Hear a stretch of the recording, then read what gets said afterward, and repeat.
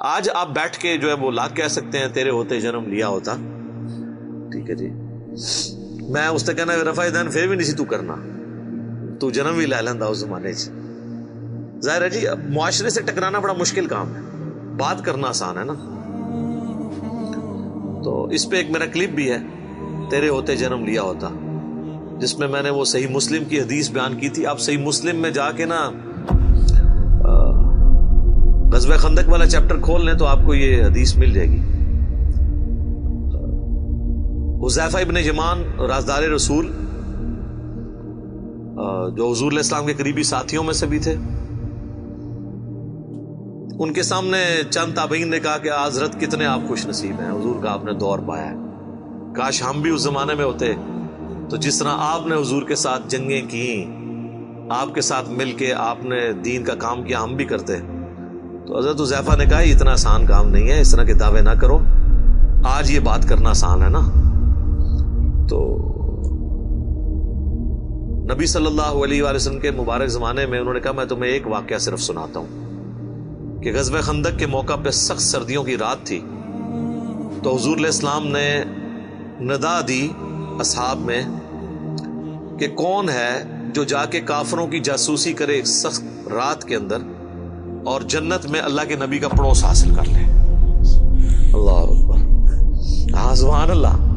اوتے کو نکلوتا. دوسری دفعہ آپ نے اناؤنسمنٹ کی, کوئی نہیں کھڑا ہوا. تیسری دفعہ اناؤنسمنٹ کی, کوئی نہیں کھڑا ہوا. سب یہی کہتے خود ہی حضور کسی کی ڈیوٹی لگا دیں, اتنی سخت سردیاں, اور پھر کافروں کے تیروں کا اندیشہ بھی تھا. حتیٰ کہ بخاری مسلم میں آتا ہے کہ آپ علیہ السلام کی نماز عصر اور مغرب قضا ہو گئی تھی اسی میں, عشاء کے وقت میں جا کے آپ نے نمازیں پڑھی, کیونکہ وہ سامنے سے تیر آتے تھے. تو ظاہر ہے جو رات کو اگر یہاں سے کوئی جاسوسی کے لیے جاتا تو وہاں بھی تو ان کے ایجنٹ کھڑے ہوئے تھے. تو 3 دفعہ آپ نے اناؤنسمنٹ کی, چوتھی دفعہ آپ نے فرمایا حذیفہ. تو حضرت حذیفہ کہتے ہیں میں نے دل میں سوچا لو جی اب میں مارا گیا, میری ڈیوٹی لگ گئی. اچھا یہ ان کی سچائی تھی, انہوں نے بتا دیا. یہاں تو لوگ ایکٹنگ کرتے ہیں نا جی, میں تو آج تک جناب میں تو گل منہ تے کرنا, آج تک کسی بندے نو سنیا جو جھوٹے تے جھوٹے نو بھی وہ کہے ہوئے کہ میں پیچھے گل کرنا, تکیہ کلام ہے کرتے رہو, میں تو منہ تے گل سیدھی کری دی جی.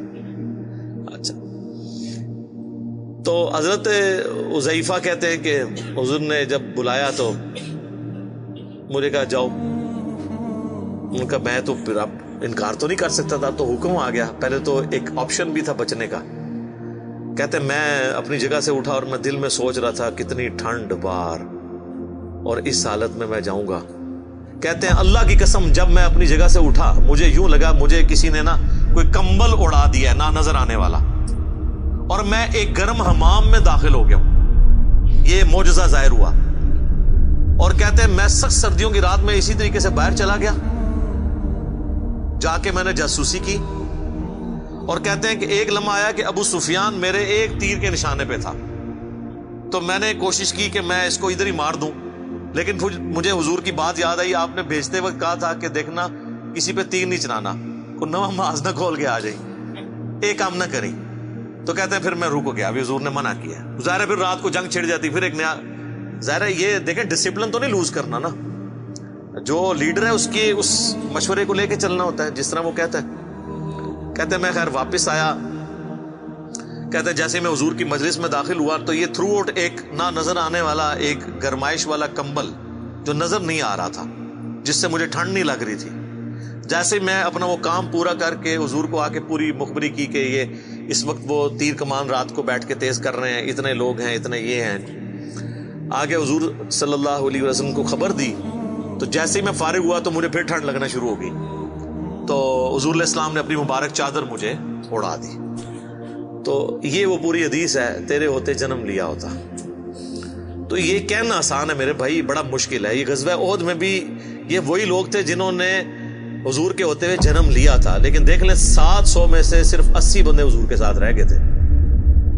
اور جب بھگدڑ مچی اس وقت تو 80 بھی نہیں تھے, 12 تھے.